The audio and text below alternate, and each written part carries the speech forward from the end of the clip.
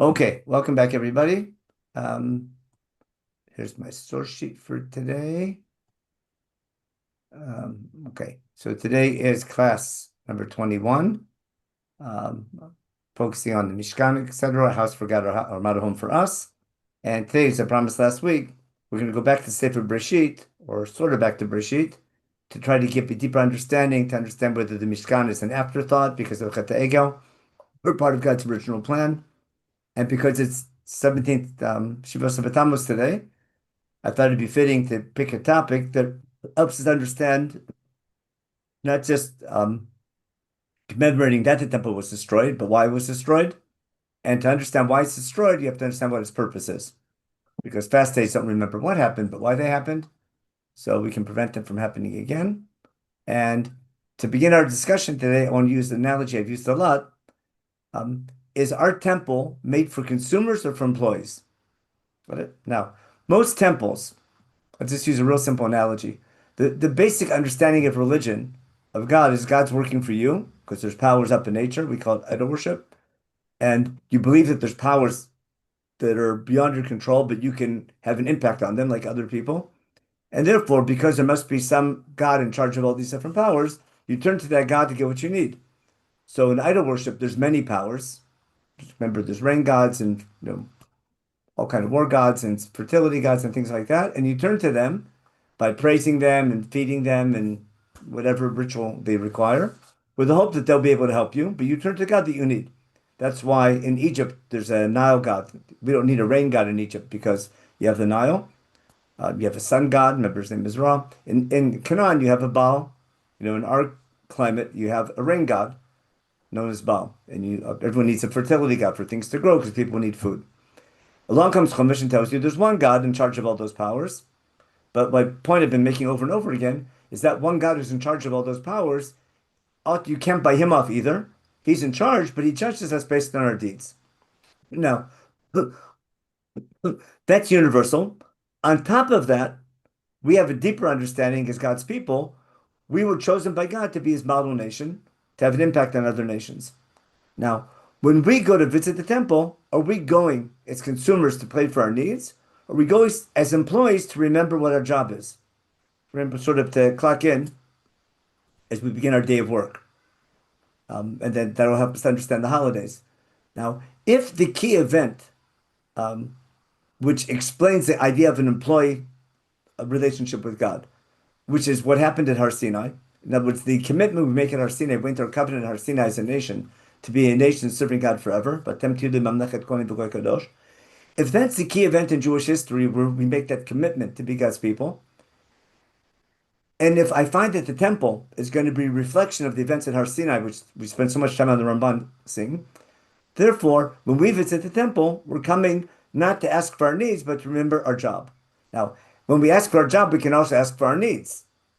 Help me be a good employee. Give me health so that I can serve you better, etc. But is the main reason that we encounter God on a daily basis is to remember our relationship with God and that we're employees, or the main thing we go for our needs. Now, once we understand that the temple is going to be a reflection of Mount Sinai, of the commitment we make at Har Sinai to be God's people, and then once we understand that a big Knesset is going to be a mini Mount Sinai, or hence, I mean, a mini Mishkan, and it's a mini Mount Sinai. So therefore, the whole shearing we're doing, this whole series, is to help us appreciate why we go to shul and what shul is about and what prayer is about. That was just a little introduction. Now we get to the more complicated part, which will relate to what we talked about. Because it's Shiva Sabbath today, I want to start with the very commandment to build a house for God. We're commemorating the temple's destruction, the 3 weeks leading up to Tisha B'Av. Basically, just like Gula is a process, Churban is also a process, unfortunately. It begins with a set of events. And I'm simply going to read the Rambam, Minhachot Beit HaBchira, which is laws of the Beit HaMikdash, how he begins. I want to show you how the Rambam, we'll see in a minute, is assuming his audience knows their Chumash code. Notice what he calls the Beit HaMikdash. Mitzvah taseh liasot bait Lashem.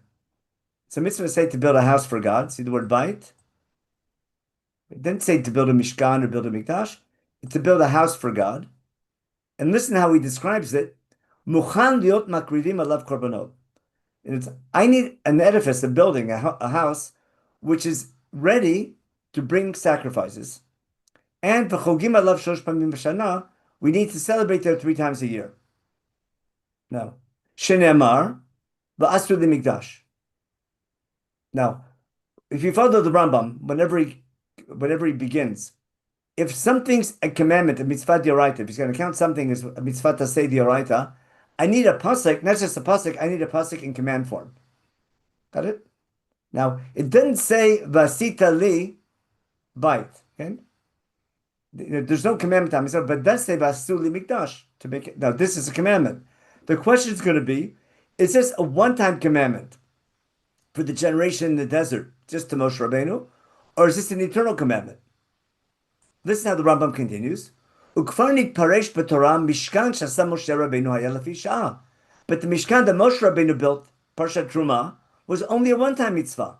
It wasn't a mitzvah for all generations. Shnemar ki lo batem barata. Isn't that strange? First he says it's a mitzvah taseh, to build a house for God, which sounds like it's an eternal commandment. And then he says, what's the source that there's a mitzvah to build a house for God?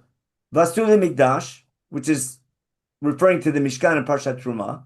And then he said that was a mitzvah, only the Sha'ah. In other words, there's no mitzvah l'dorot to build a Mishkan, a portable. Got it? But there is a mitzvah l'dorot to build a house. Do you understand where the Rambam sort of we're cutting between? Now, let's look at the Rambam in Sefer Mitzvot. I'll say number 20. Hu shitzivanu livnot beit habchira lavoda. He doesn't call it just Beit Lashem, Beit habchira. Before I go any farther, before I give it away, why do you think the Rambam calls it Hilchot Beit HaBchira? Why is the Beit HaMikdash called Beit HaBchira and not Beit HaMikdash? This naming of the mitzvah is key to understanding where he's coming from. Right, because it's always talking about the place Hasher Yivchar. Yeah. So he In wants Sefer Dvarim, okay, the mitzvah to build what we call the Mikdash is called a Makom Asher Yivchar Hashem, the Shaken Shmo Sham. So Rambam is a building, his main commandment to build a house for God, based on Sefer Dvarim, because there it's called a Makom Asher Yivchar Hashem, and that seems to be a mitzvah for all generations. So then, why is he quoting Vastu Mikdash? Now, what we're going to get at, and this is key for our whole series now, we have to differentiate between the concept of a temple, of a place where we serve God, a house for God, as a permanent one, as opposed to a portable one. Okay? What I want to show you, there's going to be a need for sure to have some edifice that represents our connection to God, what we call a mikdash. If it's going to be portable or permanent, that depends on where we are historically. When we're in the desert, we're on the move, we're going to need a portable temple because we're not in one place. As soon as we settle down as a nation and have secure borders, then we can build something permanent. The same thing when you're like starting a new settlement or something, or starting a new community. You have you're first to daven in someone's basement, then you start to build some maybe in a makeshift building, and then ultimately you build a big shul. Sometimes you have a caravan. This happens in Israel all the time. So there's a difference between when you're just starting something or on the move as a startup nation, as opposed to something permanent. Now, Sefer Dvarim is going to talk about a permanent place to serve God. They'll talk about when we build it, etc. Where in Chumash we're talking about a portable one. Now, what we're going to go with, the need for a portable temple might have been because of the sin of the golden calf, but the need for a temple somewhere, got it, has nothing to do with the sin of the golden calf. That's how we're going to solve our problem. No, that's how Rashi and Ramban are both to be correct. And that's why the Rambam is already alluding to this right in the beginning. In other words, the concept of a Beit Elokim, that will take us to Sefer Breishit, where we have a concept of Beit Elokim already in Breishit. The concept of a house for God, a place where we encounter God. We'll see, and we'll celebrate there 3 times a year, etc. It was a place to bring our korbanot, a place to meet God. That we need for sure. If that place is going to be portable or permanent, that depends on our historical situation. The need for the portable one we're going to see is because of Chet HaEgel. The very need for the Mikdash is going to be because of Har Sinai. And therefore, everything the Ramban is talking about, everything we studied in the Ramban last week, that we need a place for the Shekhinah to dwell, a place to remember our commitment at Har Sinai, all the parallels between Mount Sinai and the Mishkan, has nothing to do with the portability of the Mishkan, has to do with the essence of the Mishkan, a house for God. Whereas the need for the portable one might have been because of Chet Egel. And that's how everything the Ramban is going to tell us about the importance of a temple will be fine in its connection to our Sinai, even though the very need for the portable one, the one we have in the desert, might have been because of Chet Egel. Hope that's clear. That's going to solve the major problem. I have to explain it again, I see. Okay, too many. That's, I'll try to explain the idea. Wait, I'm just There's a saying, concept. Menachem, it's the your hair splitting between portability, the need for the reproduction of Har Sinai on Earth is doesn't Is matter. essential. It's essential. The Yeah. fact that it's and that it is portable is a positive, not necessarily connection. I don't see why it has to be It's connected. not, you need some connection to God. How soon do you build it? Okay, how soon do you build it? Right? No, it's if let's say we're leaving Egypt, we took 7 weeks, we got to Har Sinai. If it's 11-day journey from Har Sinai to Kadesh Barnea, from there it's a 6-day war, maybe a 12-day war now, to conquer the land. Okay? So why build something portable if I can build something permanent? So had things been ideal, like Sefer Devarim explains, had we not sinned at Har Sinai in the desert, there's no reason to stay in the desert forever and ever, for years, even for months. Right? Get out of Egypt, enter a covenant at Har Sinai, come to the land of Israel, conquer the land, and set up a permanent place to worship God. Why build something portable? But at the same time, build something permanent. I can build, maybe upgrade it later on. But why do I need something portable? Right? Because why can't I have something? Why is not start with something permanent? The need for a portable one was because of this situation that was caused by Chet Egel. Now, Chet Egel doesn't create the need for a temple, but it created the need for the portable one, as we'll see. Now, the need for the immediate need for one, we'll see more. It'll be type of a rehab project. It will be multi-purpose Mishkan. It'll be both. We need a mikdash, but also we need a rehab project, as we'll see. So you've never considered the possibility that a portable Mishkan can be permanent, permanently In Israel, mobile. everything portable, everything temporary. The most permanent No, things are things that are temporary. But no, no, but no. even the It's a per- Mishkan built in Shiloh was not built with walls of stone. There's nothing that has been found there that shows walls of stone. There was a foundation and everything, but Mishkan itself was not No, no. a building block. Someone could argue, give you an example. Someone could argue that in principle, the Mishkan should be portable. Why? Because in essence, now, where do you see that? You see that with the Aron, that its poles are there all the time. Remember? No, it's all the other kelim, all the other vessels in the Mishkan, they have poles, but you only put them when you travel. But the Aron always has poles in it, and that it's different than all the other vessels. And the question is why? One of the reasons given is don't feel so sure that the Shekhinah is with you all the time. It might have to leave. That could be a reason. It might be another reason that we don't want people, for a technical reason, we don't want people going in and out all the time. So just leave them in there because we want to limit the entry to Kodesh Kodeshim because it's dangerous in there. I think that's a more logical reason. Now, but they make a big deal because about the Kruvim on the Aron are permanent in Shlomo's temple and they're very portable in the Mishkan, but we'll deal with that later on. Now, what I want to do is I want to talk about the very essence of a need for a house for God, and how to apply that in real time. That will be because of events that happen later in Chumash. So let's go back to I want to get the wording in the Rambam, see where he's coming from.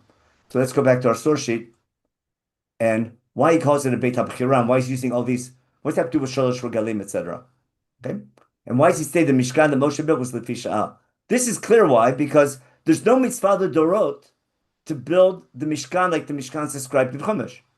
There's no mitzvah to build to have yuriot made out of material. There's no mitzvah to build to have krashim. There's a mitzvah to have what's called mechitzot. The Rambam will say later on. There's a mitzvah to have a kodesh kodeshim, a chatzer, etc. What you make the walls out of, are they permanent or portable? That's up to us pretty much. Okay, we'll get to that maybe when we see the Rambam later on. Now, in Rambam's mitzvah to say, he says also there's a mitzvah to build a beit b'chira for God, a place that God will choose, and there we bring korbanot to God, and we need to have a ish tamid. Now that's the mitzvah. Remember, ish tamid tukar mizbeach lo tichbeh. That's the mitzvah taseh. He's building on that pasuk later on. Okay. Ve'elav tiyeh ha'alicha v'aliyah l'regel b'kibbutz b'chol shana. Again, he brings in aliyah l'regel. What I want to explain now, why is he making such a big deal about shalosh regalim and the mikdash? Got it? In other words, I want to explain why is the Rambam both in Sefer HaMitzvot and in Chot Beit HaBchira, which is written a bit later, why is he making such a big deal about the connection between aliyah l'regel and the chiyuv to build a house for God? That would be my first topic. I'll explain why it would be really easy. Okay? So again, the assumptions the Rambam is making that we know our Chumash will see. Okay? Why is he connecting the temple with offering korbanot? A lot of people say it's like, the main purpose of Mishkan is to feed God, which I'm not going to agree with at all. Okay? Why is he entertaining possibility? But one time came out, we'll talk about soon. We mentioned already a little bit. But the main thing I want to begin with, why he connects it to the Shosh Regalim. Now, in the opening line of the Mikdash, remember? Basur the Mikdash for Shechanti B'tocham, we saw that last week. And then, after it says, here's Mikdash, build the Aron. The first thing is the Aron. God says, I'm going to meet you in the Kodesh Kodeshim. I'm going to speak to you from on top of the Kapor between the two Kruvim. Everything that I'm going to command you to tell Bnei Israel. Now, this brings up a possibility, which we're going to not agree with, but one might think that the whole need for the Mishkan will be to continue Mamad Har Sinai. In other words, we got the 10 Commandments, maybe Parshat Mishpatim. Moshe goes up for the first 40 days. Why is the first mitzvah of the Mishkan? Because there's more laws to be given, and therefore I need a place to teach Moshe Rabbeinu more laws. Understand? And therefore, it could be the whole purpose of the Mishkan is simply to complete Matan Torah, but as soon as Matan Torah is over, we go to Israel, we don't need the Mishkan anymore. That's a possibility. We're not going to agree with that, but it might sound like that in the beginning. In other words, when I just read, if I didn't have Sefer Dvarim, here's my point. If I didn't have Sefer Dvarim, I only had Parshat Truma Tetzaveh, I might think that the mitzvah for the Mishkan is only for the desert to continue Matan Torah. Because Moshe goes up for the first 40 days to get to Luchot, and the laws about building the Mishkan. Again, if I just take that unit by itself, what's in Chumash, I don't relate to Sefer Dvarim. Moshe goes up for the first 40 days after Parshat Mishpatim. There's more Torah to be taught. And what are we given? He said, here's a Mikdash, and the first thing is going to be a place for the Aron and for the Luchot. And what's going to happen? From on top of the Luchot, God's going to talk to Moshe Rabbeinu, all the commandments I'll teach Bnei Israel. Now, is that simply to teach the rest of the Torah? Because so far we get like some 50 done, now we need another couple hundred. Or is that going to be for all generations? Again, we're going to see it's for all generations, but if I only had Parshat Truma, I might think that. That's all. Now, I want to get to the idea of a Beit Elokim. And in my opinion, this is the best proof that the idea that the Mishkan is only because of Chet HaEgel is not possible. I'll explain why. Because everyone knows the Parshat Mishpatim was given before Chet HaEgel. That's for sure. It might have been on the first 40 days, but for sure, in simple pshat, on the same day as Har Sinai. Now, in Parshat Mishpatim, we have 3 chapters of laws right after the 10 Commandments, mostly about laws between man and his fellow man. That's all Parshat Mishpatim we're familiar with. At the very end of Parshat Mishpatim, in the end of Perachab Gimel, after 3 chapters of laws about damages and responsibility, and mostly between man and his fellow man, we have a summary. Make sure to keep everything I told you in the last 3 chapters. Don't you dare mention the names of other gods. Those are the Canaanite gods. Don't even say their name. Instead, okay? 3 times a year, celebrate. What are the 3 holidays? The 3 agricultural holidays. Chag HaMatzot in the spring, 7 days eating matzah in the spring, the same time you left Egypt. And then you have your Chag HaTzer, your grain harvest holiday, in the time of your grain harvest between Pesach and Shavuot. And then we have Chag HaSif, Sukkot, what we call Sukkot, at the end of your fruit harvest in September, October, when you finished all your agriculture from the end of the summer. How do we celebrate these holidays? One mitzvah. Shalosh pamim b'shana, 3 times a year, Yira kol zochet b'nei Adon Hashem.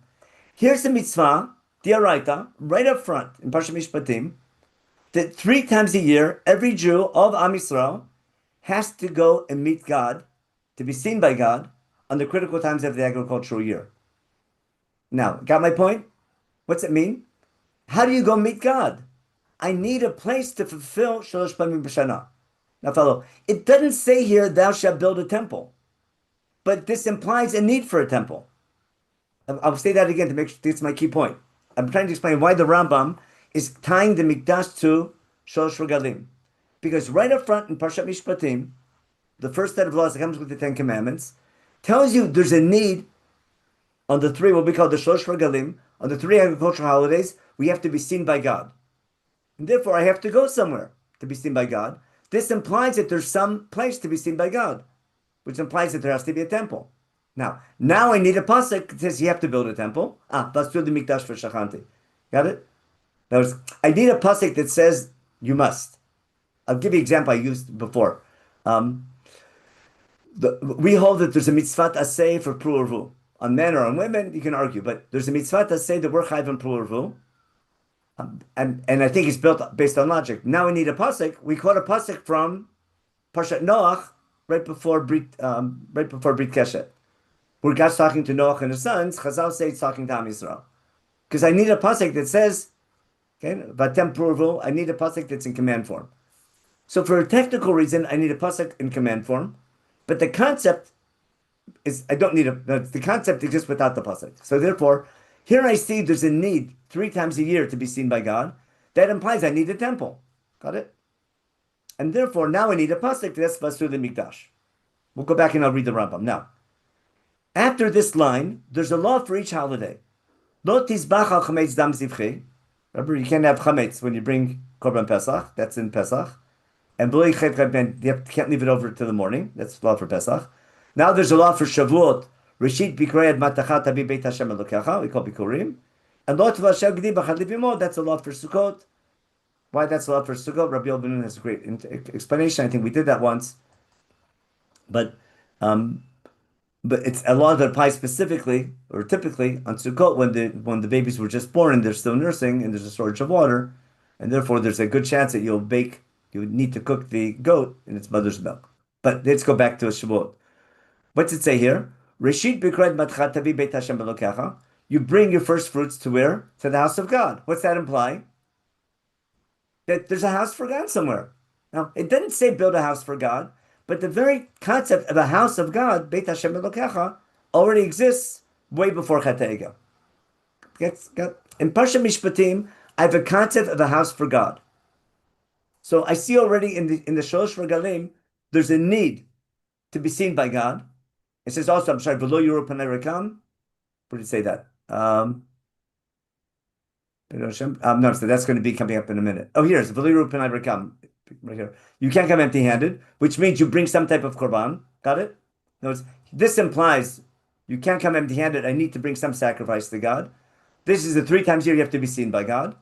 And therefore, the Rambam's halachot of a chiyuv l'dorot, that you need a house for God, is rooted right here in the end of Parshat Mishpatim. That's my understanding of the Rambam. So let's go back and look at the Rambam now inside. What did it say? Mitzvah say to have a house for God, to bring korbanot because Loru Panei Rekam. 3 times a year I have to celebrate there. It's now because Shoshech Tolu Bashana. How do I know it's mitzvah l'dorot? Basur the Mikdash. Even though that pasuk itself is talking about the Mishkan. The specific Mishkan, that was Lefi Sha'ah. But the idea of a Mikdash is going to be l'dorot. Got it? Shenemar, ki lo v'tamarata. Now that takes us to Devarim. Now, if you remember what we did in Sefer Devarim way back, the laws in Sefer Devarim were first given on the first 40 days. And Moshe Rabbeinu says so in Sefer Devarim. Now, Moshe teaches those laws over and over again, but the core set of laws, according to Moshe Rabbeinu, in his speech, he says, the laws I'm teaching you in Sefer Devarim are laws that I received together with the 10 Commandments on the first 40 days. Now, and therefore, in God's original plan, there's a need to serve God. So let's take a look at those psukim in Sefer Devarim. See them right here. My apologies for only having it in Hebrew, but it was easier to put it up this way. I'll put it here on the side. Remember, there's the chukim. Again, I don't want to give a whole shir now on Devarim, but in Sefer Devarim, again, Moshe Rabbeinu was saying, these are mitzvot that God gave me on Har Sinai, together right after we got the 10 Commandments. These are laws you have to keep when you come to the land, because we should have gone to the land right away, which God's giving you. Okay, get rid of all the places of idol worship when you come in the land. You have to read these psukim, wipe them out, etc. Okay, notice you're going to go in all the high places, under all the big trees, etc. wipe out all the places of idol worship. Don't do that to your God. I'll follow what Chazal say. Don't replace every high place of worship and every tree where they worship. Don't replace it with the shtibel, with the house for God. Instead, only serve God in one place. Kim elam makom ashivchar Hashem elokechem because shivtechem l'sum et shmo sham l'shichno shidru v'tashama. That's the place that God's going to choose. That's Beit HaBchira. Pick one place where you're going to serve God, but God will help you choose that place. You look for it. God will help you find it. Okay? And there, what do you bring there? There you bring your korbanot. That's our Mukhan Lakriba. See the Rambam again? Mukhan liot makribi. No, if I want to read the Rambam carefully, mitzvah say liot Hashem Mukhan covering korbanot. Shenemar, okay, kilovat marata. Dvarim. And now the three Shosh Pamim Shana goes back to Shosh Regalim and Parsha Mishpatim. Basul Mikdash is the mitzvah say that it must be referring to something permanent because of all those other psukim.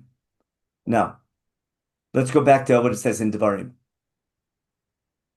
Okay, now what do we have to do there? Remember the Rambam says, I need a place, Mukhan Lakriv Korbanot. Why? Beveitem Shama Olotechem V'zivchechem Asortechem. There you bring your sacrifices. Okay? And whatever you give, in every neder and nedavah that you bring, all your vows, etc., and your firstborn animals, okay? And there you eat in front of God, and you rejoice in front of God, based on what God gives you. Don't do what we're doing now. Bring wherever you want. It's called Heter Ramot. Because Kilovat, we haven't come yet we haven't rested yet from conquest. And we haven't settled the land. We haven't reached Menucha from conquest, Nachala, dividing up the land, which God's giving you. What's the right proper order? You're going to cross the Jordan River. And now Moshe is talking about now in the 40th year when they're about to cross over. How are we going to do it now? We'll cross the Jordan. You'll settle the land that God's giving you. You have rest from all your enemies around you. Okay? Then once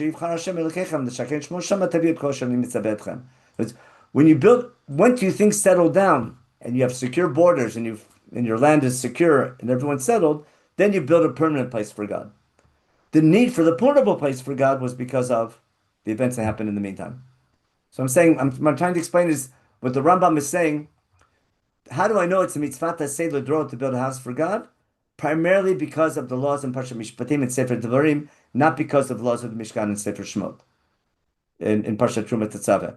Now, the concept of the portable temple, what we call the Mishkan, will be a kosher temple. It'll fulfill the function of a Beit Lashem, but it'll be portable.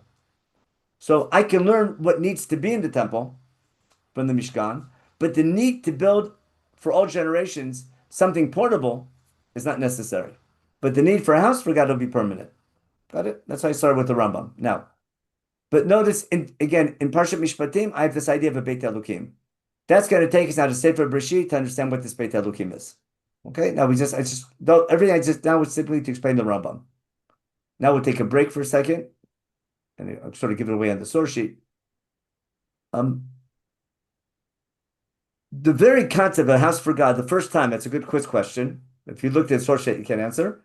But the first person to talk about a house for God is going to be Yaakov Avinu, correct?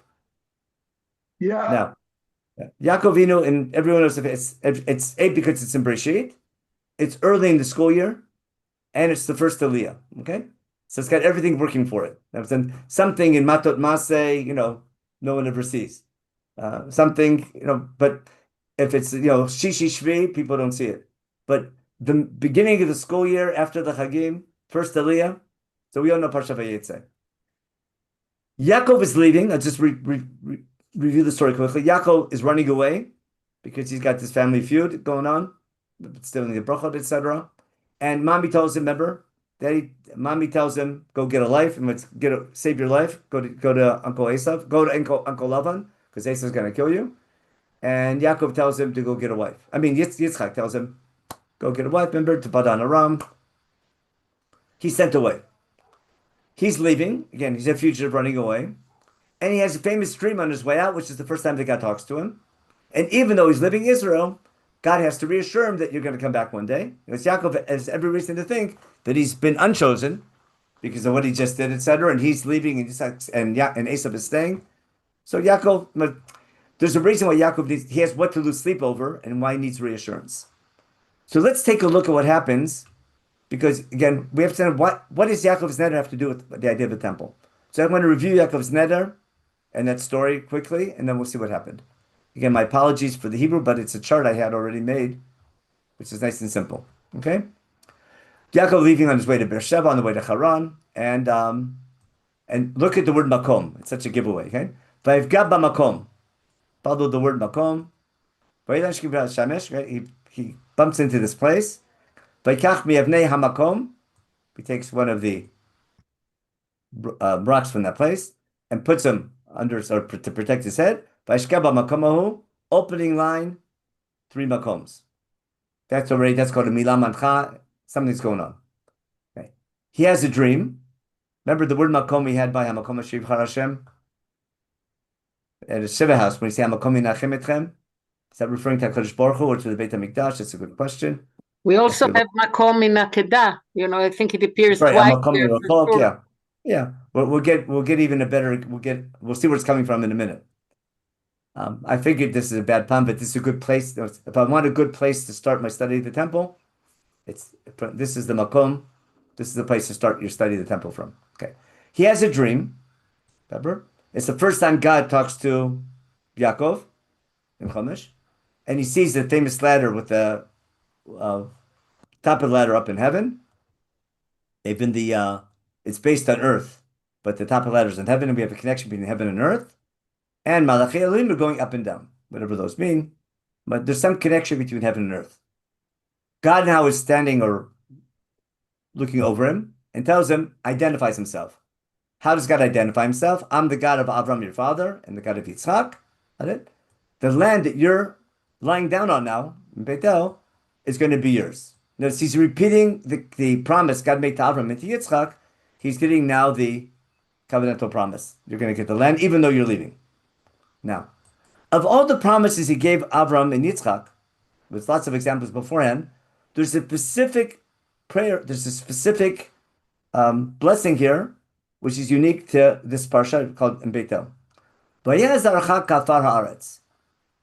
Your offspring will be like afar haaretz. Is that good or bad? You can argue, but it's a strange analogy or description of having a lot of children. Okay, you're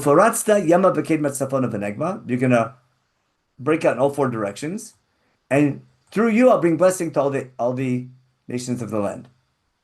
We'll go back and see what blessing this is. When did God give this blessing to Avraham Avinu? And why of all blessings is this a blessing that Yaakov gets? And now there's something unique to Yaakov, which God never told the other Avraham and Yitzchak because there was no need to. Even though you're leaving, I'll be with you. I'll take care of you wherever you're going. I'm going to bring you back to this land because I won't abandon you until I keep my promise, everything I told you. In other words, even though you're leaving, I'll be with you. That's God speaking to Yaakov, and that's it. What is Yaakov's reaction to this? Let's take a look. Yaakov wakes up, he's startled by what happens from his sleep. And what's he realize? See the word again, makom? Hashem is in this place, and he had no idea. Okay, he became fearful and said, "Ma norah hamakom hazeh." Famous line. How awesome is this place? And here we have our first time. Ein zekim beit elokim v'zeh shar shamayim. This is none other than a house for God and the gate to heaven. Now, this is usually understood as a prophecy, meaning what? What did Yaakov see? Oh, one day there'll be a temple here. You understand why? People see this as a prophecy, and in this vision, he saw the angels going up and down, and, this must be a house for God. The problem is, I understand why it's Shar Shamayim, I understand why it's a gate of heaven, because he sees the angels going up and down in the letter, but there's no indication of a house in this place. So we have to explain, what's this idea of a Beit Elokim that Yaakov sees? We'll understand it when he makes his promise coming up.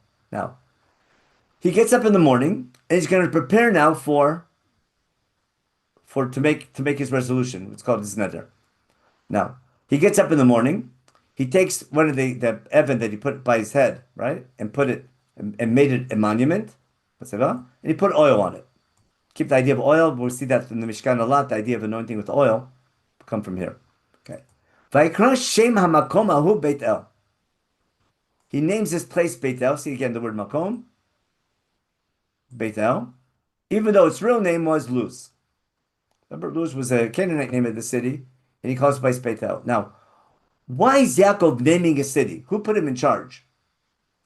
And who can tell me what's the connection between the name Beit El and the concept of a Beit Elokim? Just stop there, share for a minute. It's the same thing. Exactly. No, But wait, but Menachem, Beit doesn't have to mean a house made of bricks. It's a dwelling place. Anything that you live in is in ancient times is referred to as your house. The okay. notes, they call their tents their houses. I'll quote you for the three pigs. Remember the three little pigs? Yeah, yeah. Okay. Okay, Now, right. now see why you need a brick house? Now, so if you want it to last a long time, I, s- But if you that was a take good care of source, I it, think. if you What? take care of it, it can last for a long, long time, for as long as you need it. They never that I respectfully dissent from the Rambam's interpretation of that the Mishkan is not something permanent. It wasn't, you only need to build it once. And then Okay, I think the Rambam, even though he has Sefer Dorim to build on, he also has David and Melech and Shlomo, because it's clear that Shlomo doesn't and David don't build another Mishkan; they build a house, and they talk about a bite. I wouldn't bring Now, Shlomo it's, to fire for anything. and he says, yeah, it's he says God says I was in the oil in a Mishkan. That was him. God, when he tells when David wants to build a house for God, it all begins with it's I'm in a house and you're in a tent. And God says, I don't want a house. I've been in a tent all this time and I never asked for a house. I don't want a Yeah, house. but he continued and says because it wasn't ready, it wasn't time yet. Now, when you Okay. settle down and have permanence, you don't build a permanent house for God until your nation is permanent. So he says there's a technical reason, but not a fundamental reason. Otherwise, it wouldn't be building this fancy house. Whoa. Okay, so we You have know to get to that. about that. Yeah. We need to read Divrei Yamim, and now, by the way, what you're saying is pretty much Sforno says. Don't feel bad. Okay, that's how Sforno says. B'chol makom, it's Mizbach Avanim Taseli. Right. Wherever I choose, it doesn't Yeah, mean yeah. one And place. Mizbeach Avanim, I don't need, don't make me a gold and silver. I don't need gold and silver. Keep it simple. You Right. want to go fancy, keep Mizbach Adamaz enough. Want to go fancy, Mizbach Avanim, but no, Yeah. but not Gazi. Yeah. See Hosea, see Amos, see all of them. Okay, yeah, okay. But we have to see also Divrei Yamim and Shlomo, and I'll try to put it all together. But Okay. I'm not saying you're wrong. I'm trying to explain how the Rambam Uh, and, dis- and, and how Shlomo Melech and David have it. respectful And to the pigs. Okay, it's the background. No. Hope I don't have to quote the source. They all grew up with that story. Now, the my neighbor always reminds me on Sukkot because he has a real good permanent Sukkah he builds, and mine's usually a little more flimsy. So when it's real strong winds come, it always reminds me of that. Okay, now back to relate. Okay, back to Yaakov's dream. We have to understand why he calls it Beit El. Okay, he's calling it Beit El not because he's not naming the city. He's stating his intention. What I'm getting at, he's not making a prophecy. He's making a resolution. So what does he want to do? He wants to build a house for God when he comes. Now I'll explain why it's so important. Let's see what his neder is. And second, let's see what Yaakov promises to do. Ooh, there we go. And wait, I lost. Oh, here we are. Okay, let's see what Yaakov promises to do. And then later that we'll understand his neder much better, what he wants to do. Okay. Vayidar Yaakov neder limor. Now, when you read this the first time around, it sounds like he's a fair weather Jew. You help me, I'll help you, which is a disaster. It can't be. He's saying this in doesn't mean if means when. He's not doubting God. He might be doubting himself. He says, if you fulfill everything you told me, I'll be able to do this for you. Saying, I'll just explain before I read it. Yaakov would love to build a house for God right now, but he can't because he's a fugitive. He's on the run. Right? He says, I wish I could build a house for God, and this would be a great place to build a house for God, but I can't now because I'm a fugitive. But if indeed you keep your promise, then take care of me, keep me alive, right? And guard me on the way I'm traveling, and give me food and keep me alive, right?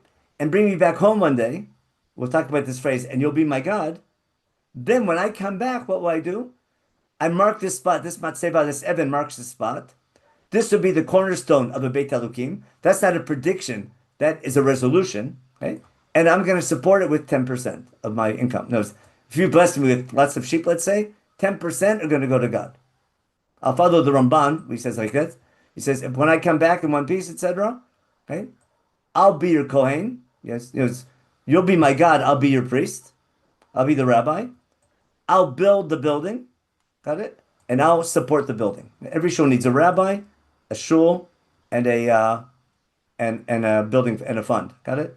Says I'll support the temple with 10% tax. I'll build the building, and I'll work for God. Read the Ramban inside. Beautiful Ramban, which fits nicely with his whole view of the Mikdash.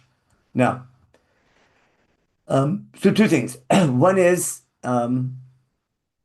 that's Yaakov's neder in a nutshell. And then what did he say here? Yeah, this makom where he put the matzeva, he puts the matzeva, calls it Beitel, and now here's explaining what he said in his preparation. Says why did he put oil on this rock, and why did he call the place Beitel? He's stating his resolution to build a house for God. Now the question is, how come he doesn't build it when he comes back? That's because what happens with Shechem in Shechem. That's all. Yaakov is hoping that Brit Ben Abtarim would be fulfilled by Lavan in 4 generations to be back, and that could have been, but things go bad. Why they go bad? That's a class in Breishit. Now, the question is going to be, what's the connection between this house for God and God's revelation? This is classic. I'm the God of your fathers, okay? And this is a classic blessing. This blessing, and you go in 4 directions, etc., and you're being blessing, right? That's going to be a unique blessing, which has to do with Beitel. We'll see why in a minute, and this will be the key to understanding the Mikdash. That's why I'm spending so much time on it. Now, the word afar is a giveaway. Why? Because the word afar, I understand kochvei hashamayim, the world that's beautiful, to explain our offspring. Kochvei shvat hayam. Why kafar haaretz? Now, who remembers where's the first time you have the word afar in Chumash? Afar is by Adam Arisha, remember? God make now. If you remember, Arisha. Yeah, there's two beautiful midrashim the Rashi quotes on when God makes man from afar haaretz. Remember, where did God get the afar from? Anyone remember? Yeah, from the Harabayit. From Makom HaMizbeach, one, or Yeah. what's the other opinion? Or everywhere. Isn't that one of the other? Not didn't say everywhere, from the 4 corners of the earth. Got it? See the 4 corners? Okay. Makom HaMizbeach. Afar haaretz, got that? And this Makom, this place Beitel, I'm sure that's where Rashi is getting it from. Now I'll bring a better proof to it also in a minute. Now, first of all, I want to show you that Yaakov's resolution, his neder, is built on the revelation. Why? Because here, look what God told him. Here's what I'm sorry, here. I bit this out of order. Look how his neder matches God's promise. God says, I'll be with you. Okay, you've got to be with me. He'll take Ushmarani, Ushmarticha, Ushmarani. Vatamli lechem lechol, that's kilo zavcha, Rashi says. V'shavti b'shalom avetabi, v'ashli b'otecha. It's a perfect match. Now, in the neder, what's God say? If you keep your promise, or when you keep your promise, I'll keep my side. What does it mean, Vayasham li lelokim? When Yaakov says, God will be my God, there's a big machlok here in the Parshanim, a whole share in itself. Is this part of the Tanai, the condition, or is this the neder? Got it? No, it's every neder has an if and a then. So this is an if. If, God will be with me. If he'll take care of me. If he'll give me food and bring me back here. Those are all the ifs because they match these over here. The then for sure is, I'll build a house for God. This house will be a house for God. That'll be the then. Is this part of the if God will be with me, or is this the then? So Ramban says this is the then, meaning what? Then he'll be my God. In other words, I'll be able to work for him, and he's my boss. I'm his employee. Everything part of my introduction, I'm building on this. It's the concept of a house for God, where I'm your employee. You chose me because I have a job to do. I have a responsibility. I'm representing you, but you're my boss. I'm your worker, and I need a place to remember. I need a. Say that. I don't know where you get it from. It doesn't I'll say show you I'll where it do comes from. anything for you. It says you do for me. It doesn't say I'll do for you. It doesn't. Where do you get the employee? That's the first thing I don't understand. The second thing is, if this is the key a text, then how come they didn't build the Mikdash in Beit El? It should have been built there because that's where the dream was and that's where the promise was. Because Beit El is a concept and not something geographic. Okay? Beit El means a house for God. Doesn't mean the city Beit El. In other words, Beit El later Chazal. That's how do Chazal deal with that? Listen, Yerovam agrees with you. Okay, and the Navi Zaken and Beit El agrees with you, and the northern tribes agrees with you. You have a good point, but we darshan differently. Now, I want to show you where it begins from. But look at the next source. Remember the concept of covenant we're making such a big deal about? This phrase, if Yaakov was the first one to say it, fine. He's quoting Brit Milah. Vayasham Lila Lokim is covenant between God and Avram Avinu. I'll just quote Brit Milah in case you forgot it. Avram's 99. Okay, that's working for me, right? That's you walk with me, you're working with me. I'm making a brit with you to be a mentor for other nations, for all nations. We changed his name from Avram to Abraham, and I'll multiply you, etc. And now, here's the brit. God's telling Avram Avinu, I'm going to establish an eternal covenant, the Brit Olam, between me, and your children. I'll be your God, and again, I'll be your God, you'll be my nation. And for all of your future generations, your future offspring. I'm setting aside the land of Israel. I'm giving you and your offspring the land that you're living in, the land you're sojourning in, the land of Canaan, for an eternal inheritance, and there I'll be your God. Remember, the vehicle through which we can fulfill God being our boss and we becoming a nation is going to be in Eretz Canaan. And that's developing the idea of Eretz Canaan. So therefore, when Yaakov is aware of Brit Milah, that should be clear, and he knows his Brit, and therefore, now that he's going to be chosen, right, he's going to be the one who's going to get this blessing of, if he's receiving the blessing, it'll fulfill Brit Milah. Now remember, this is the name change from Avram to Abraham. Where did we get that? Oh, I should have put it here. My mistake. Let me stop the share for a second. This is the giveaway, okay? When Yaakov comes back to Beit El, in chapter 35 in Breishit, I should have put this on the source sheet. My mistake. Where's my? I gotta find my. Where are we? I gotta find. Oh, where is it? I need to find my. I'm not there. 1 second. I need to find Chumash. Where's my Chumash? Is this it? Maybe? Okay, here we go. No, that's a different source sheet. 1 second. I'll get the source sheet in a minute. Anyway, when Yaakov comes back to Beit El, we're not gonna have time to do it anyhow. Yaakov returns to Beit El. He gets his name changed from Yaakov to Israel in Beit El, and God repeats this idea of he preached the Brit Milah. So let me explain you where it's coming from, this idea of Afar Haaretz. Let's go back to just share my screen again. Sorry about that. Gonna run out of time because I gotta get to Mincha in a minute. Okay. Here we are. Where's this blessing of Afar Haaretz coming from? God appears to Avram Avinu, Lech Lecha, V'nivruchu v'chet. That's classic. After Lot leaves, right, what does God tell Avram? This is in Perikut Gimel and Breishit.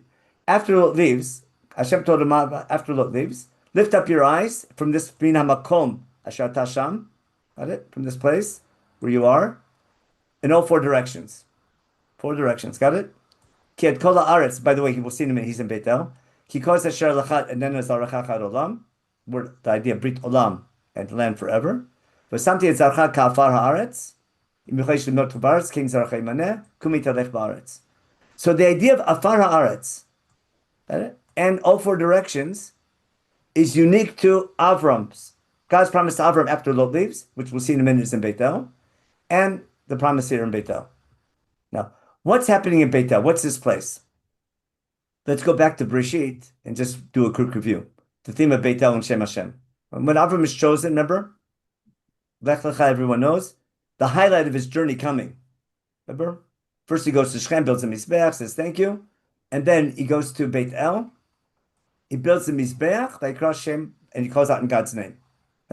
Avram makes a name for God. Avram goes to Egypt, and the family comes back from Egypt. Velech Masa'ab Midnegev ad Beit El Hamakom again. Right? Asher Yashem Olo Batchila Hamakom HaMizbeach. This is when he comes back from Egypt in Perikut Gimel. Asher Sam Rishona Vayikra Shem Avram b'Shem Hashem. And Avram again calls out in God's name. What's this idea of calling out in God's name? We're going to see this altar of Tehillim. The Mikdash is the place, Hudu Hashem Kiru Bishmo. It's a place to make a name for God.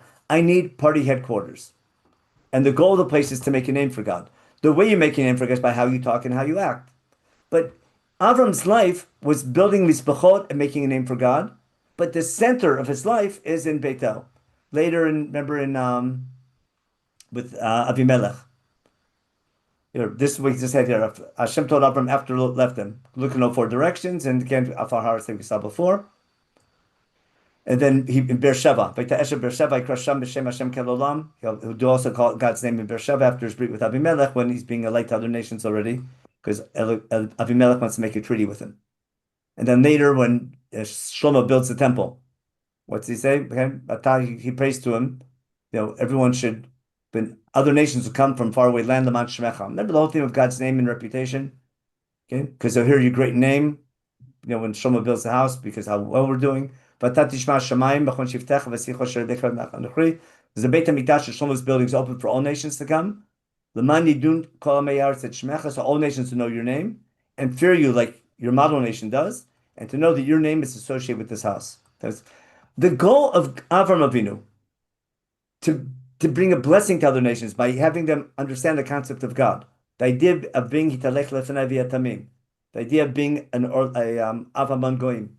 The idea of bringing blessing to other nations by bringing the concept of God, by being God's model nation, and talking and associating that with God.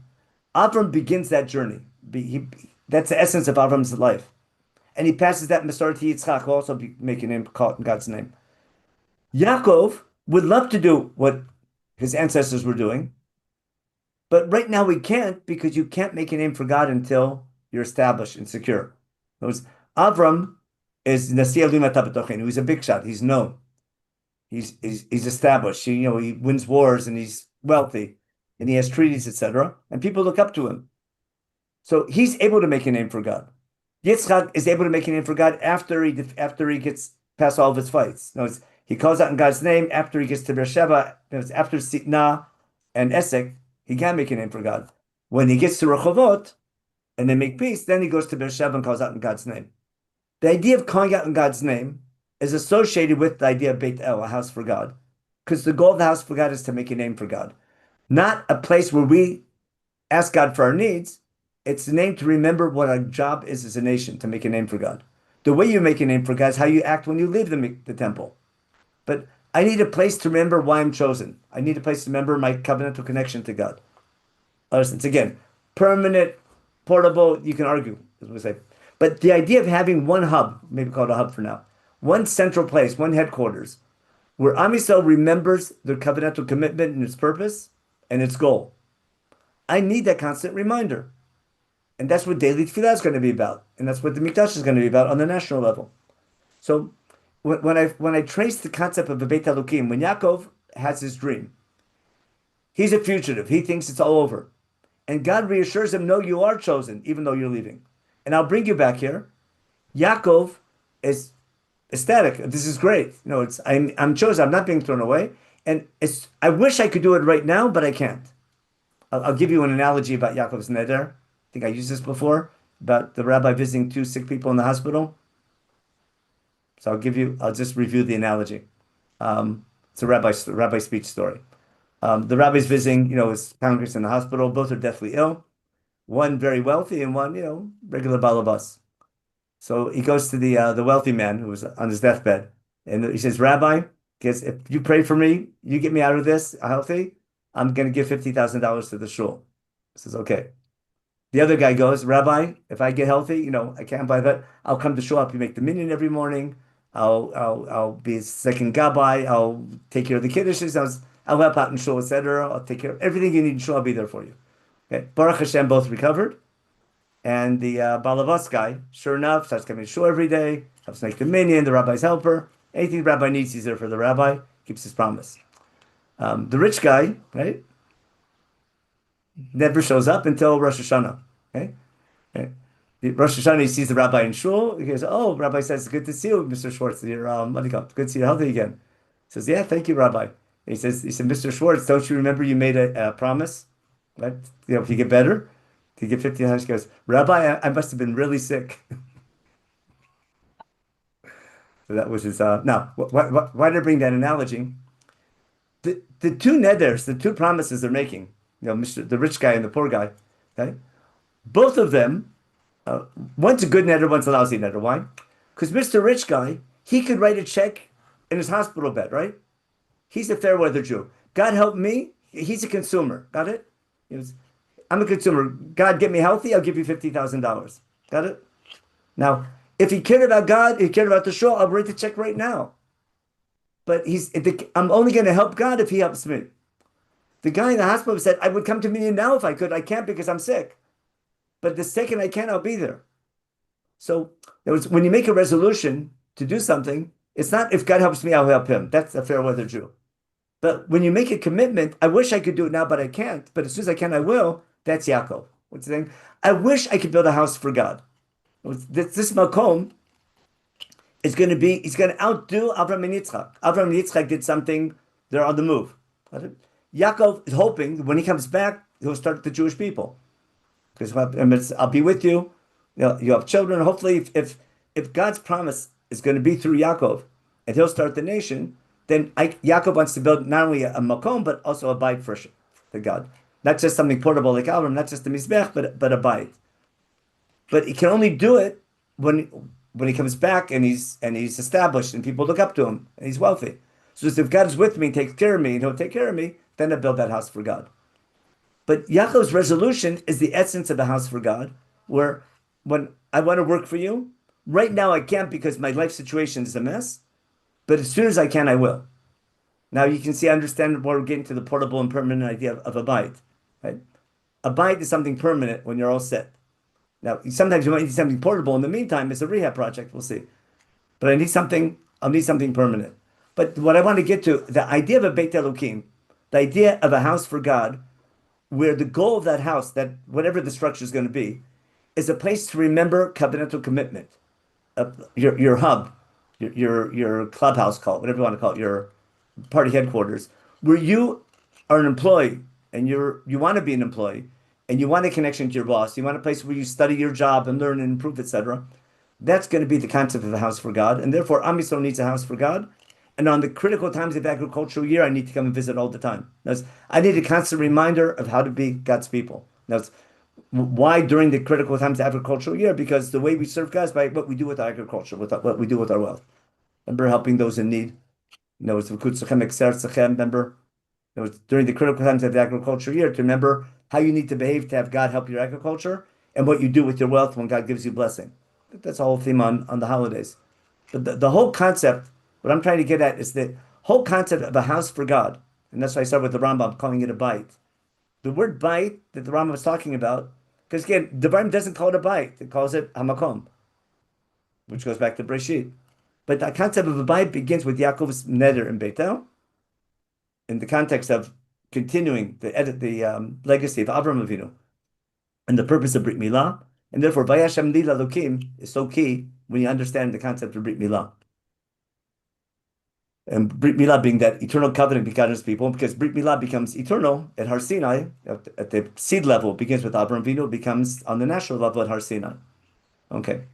So that's I'm trying to get the core concept, again, in honor of Shiva Sabbatamos. If you don't have a temple, God takes away because we're bad employees. Understand? That's what all the Nevi'im will say. When the second the temple became a consumer center, God come help us against our Babylonians, help us against the Assyrians, help us win our wars. When the temple became only a place to remember what God can do for us, and didn't become a place to remember what we need to do for God, it didn't become a place of education and study and listening to the Nevi'im speeches, etc. when people thought they could buy God. That was the Haftarah we read from Michal today. Remember? That was, what does God want from you? God said, you're coming to the temple, but what do God? I don't need all those animals, etc. God said, you still have to come to remember. Nothing wrong with bringing animals, but don't think you could buy me. Just remember, what did Bilam think? If I bring a korban in a high place, maybe God will let me curse. That's what Michal said. That's the message of the Bilam and Balak story. So the temple is a place to remember God's employees. Again, you can ask for your needs, but you're coming as an employee, not as a consumer. The second, our whole relationship with God is that of a consumer, and we're not doing a job as good employees, then the temple causes more harm than good, and we have to go through rehab. And how to rebuild it depends when we have. No, it's a when we're ready when we're ready to be God's, when we understand the right relationship the right way, when we understand ourselves as employees and not just as consumers, then that'll be a reason why God can help us rebuild it one day. In the meantime, we have a shul to remember the same idea. Okay, I'll stop here. Real quick questions. Let me check the chat real fast. Not too many. Those Okay. are Yeah. the three haftarot that we're going to be reading in the next 3 weeks on Shabbos. Exactly. Each Great. of But them Micha, this week was even better than the 3 weeks. Wasn't but this one? What Yeah. remember Micha, what he said? Remember he says Shayahu, each one of them is directly saying specifically, you're using the temple incorrectly. Yeah. Each those haftarahs is doing that. Yeah. Me, I told me, the one before the one from Isaiah chapter 1. I told you my title me. for that, didn't I? Don't give me that bull. That's it. Okay. Uh-huh. מיכה, מה השם עושה ממך? Yeah, כי לעשות חסד, לעצמי לכת, yeah. לעשות That's it. משפט. Yeah, and that's it. And he says, but remember, he says, remember what Balak suggested, what Bilam answered. Balak suggested, let's go to a high place. Remember, Bilam keeps on saying, I can only do what God lets me do. How do we get God to let us curse? So what's the idea? Bilam tells Balak, listen, if you stand on your altar and build 7 mizbachot, and breed par and ayil, and bring a ram and an ox on every altar, and pray and stand on your thing, maybe God will let me curse. That's what Bilam says, doesn't he? And now will you let me curse? And God doesn't. Because we learn from there that you can't buy God with korbanot. But we do learn from there is that, if God wants God to curse them, we have to get them to sin, and that's Bilam's idea later on to get us to sin with Benot Moab. Again, that's a class already in Parshat Balak and Bilam. Okay. Thank you, Rabbi. Excuse me? Thank you. Oh, thank you. Okay. Anyway, have a good week, everyone. And as Zachariah said, hopefully the fast days will become feast days. If we do, remember Elavim Tasu. Actually, I have it on my source sheet real fast. I'll end it with a quote from Isaiah, not Isaiah. Where are we? What happened to my share? 1 second. Share we go. There we go. I just put it there. Zachariah. The fast gets again.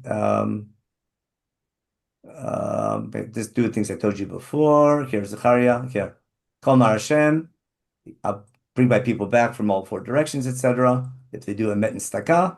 And then, just like when I but to punish them here, it says, Elovim shir tasu, dabru emet, ishet re'eu, emet mishpat shalom shiftu b'sharechem, ishet tatashu b'vavchem, and don't do shvat seker. Why? That's what I hate of all things. Okay? And if you keep mishpat emet and shalom, then the fast days can become holidays. And then other nations will come in. Other nations will come and say, look for God. And what do you call it? L'chalot pnei Hashem, and what do you call it? They'll come to Yerushalayim and look for here. Anyway, that's the 4 fast days in Zechariah. So everyone have a good week, and Thank you. Enjoy your Very well. breakfast. Thank Meaningful you. fast, in a meaningful fast. okay, thank you. Amen. Bye.